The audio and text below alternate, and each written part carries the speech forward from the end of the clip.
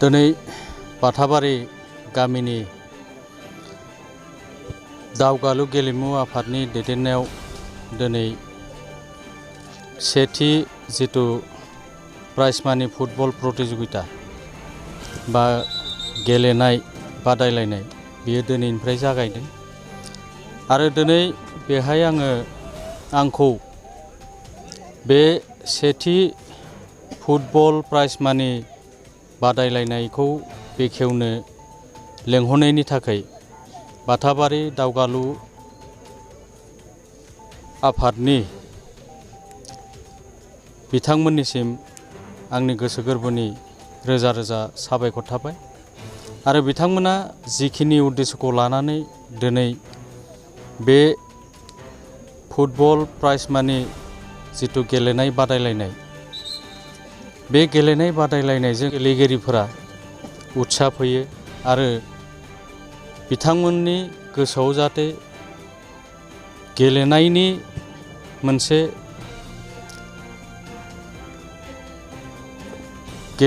मोनसे गोसोआव जाहाथे जाखांफैयो आरो गेलेयो आरो मोजां गेलेनानै देखायनानै गाव गावनि आथिङाव जाहाथे गसंनानै थानो हायो आरो गसंनाय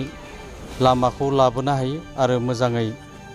बिथांमोना गेलेनानै जेरैहाय जोंनि नैबे ओनसोलनिफ्रायनो बिटिसि ओनसोलनिफ्राय माखासे गेलेगिरिफ्रा गाव गावनि जितु रोंगौथि आरो गाव गावनि जितु रोंनाय बेखौ देखायनानै दिनै इन्डियान टीमाव दिनै गेलेनो हाहैदों आरो जागा मोनदों आरो बिथांमोनखौ आङो रोजा रोजा साबायखर होयो। थिग बेबादिनो दिनैनि खेलानि गेजेरजों बिथांमोनाबो जाहाथे मोजां गेलेना देखायनानै जाहाथे दस्रायावबो मोजां गेलेहैनो हायो बेखौनो आङो इसोरनि खाथियाव दिनै बे हाबाफारियाव जोङो सासे आलासिखौ लिंना लाबोदोंमोन जाय बिथाङानोखि सालबारि जिल्ला BPFनि TLCCनि चेयारमेन भुबनेश्वर गयारि बिथाङा जोंनि गेजेराव नुजाफैदोंमोन आरो बिथाङा दिनैनि बे जोलुर बादायलायनायखौ बेखेवनानै होलांबाय। दा बेवहाय गेलेगिरि बिथांखौबो आंनिफ्राय खावलायनो लुगैदों जाहाथे बिथांमोना रायजोनि गेजेराव बिथांमोननि